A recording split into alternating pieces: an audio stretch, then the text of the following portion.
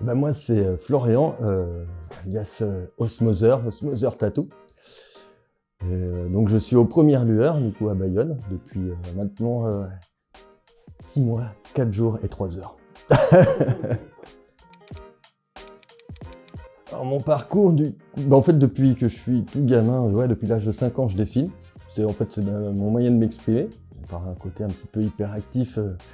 Pour m'éviter de faire des conneries, j'ai eu tendance à pas mal dessiner, c'est ce qui m'a canalisé un peu. Après, j'ai rien fait du tout de ce qu'il y avait à voir avec le dessin, mais le dessin m'a rattrapé grâce au graffiti. Et du graffiti, j'en suis au final arrivé au tatou. Donc mon style, il est quand même lié pas mal au graffiti.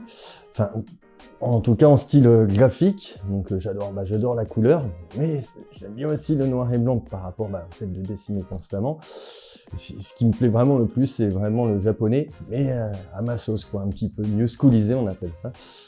Parce qu'en fait, c'est super riche, on peut faire plein d'univers différents et transformer des petites bestioles en des baskets, tout transformer un petit peu en démon jap, et ça j'adore. Mon premier tatou, c'était le logo de la Plagne. De 3 petits centimètres, donc 3 heures. Un carnage. Avec mon maître d'apprentissage sur mon dos, là je me suis dit, ah oui, non mais dessiner et tatouer, c'est pas le même délire. C'est un tatouage trop cool, new school comme j'aime. Ça devait être une pieuvre en BMX qui sautait au-dessus de bombes de peinture avec plein de bâtiments en mode un peu Bronx. Et le client, du coup, premier tatou, 18 ans à peine, les yeux très fermés. Donc ce qui indiquait qu'il était quand même un petit peu bien fumé. Donc je lui ai dit de revenir parce que là je le sentais pas trop, et au final il est revenu sûr de lui, sur les côtes, donc en Frienne, donc un dessin comme ça pour un premier tatou. Donc au bout d'1 heure et demie de dessin, je lui ai demandé si ça allait le faire, et ah ouais, je suis du Romal, je fais du BMX et tout ça, t'inquiète, c'est de la maramine. Ok.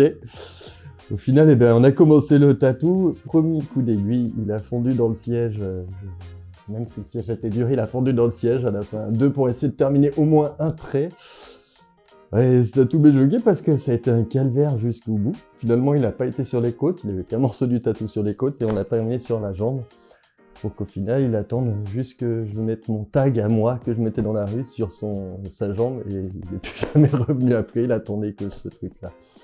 Donc je me dis qu'il aurait peut-être pu me demander directement le tag, ça lui aurait évité de la souffrance.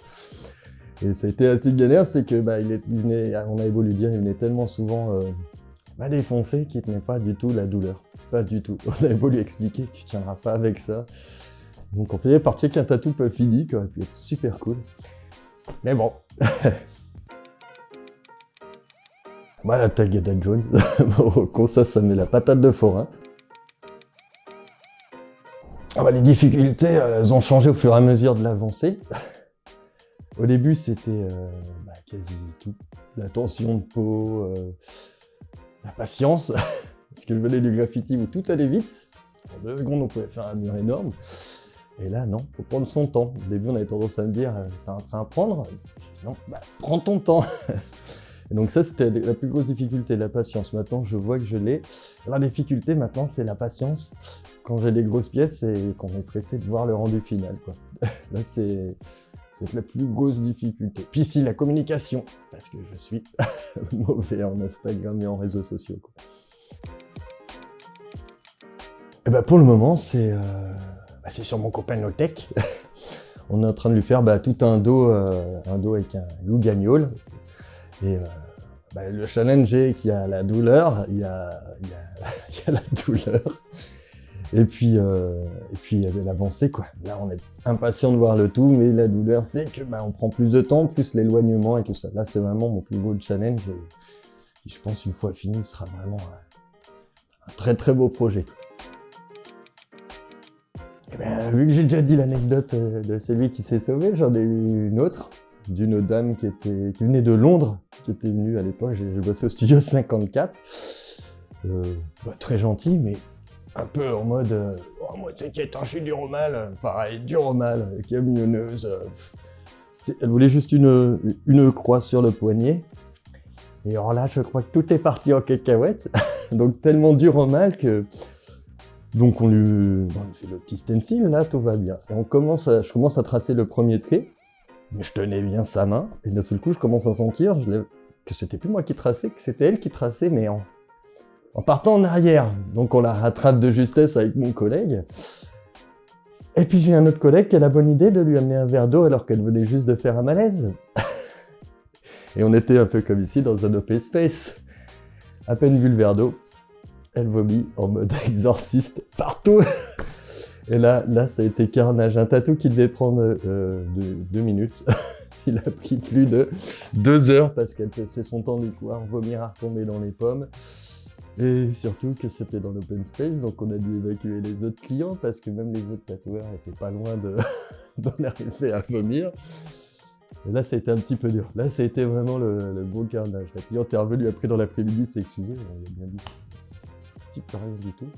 Donc un petit message à faire passer quand quelqu'un commence à faire un malaise, gars. Évitez le verre d'eau avant une demi-heure d'après un pompier. Sinon, ça fait carnage. Eh ben, normalement, c'est même quasi sûr. Donc, déjà, la convention de Pau, là, donc le 8 et 9 avril.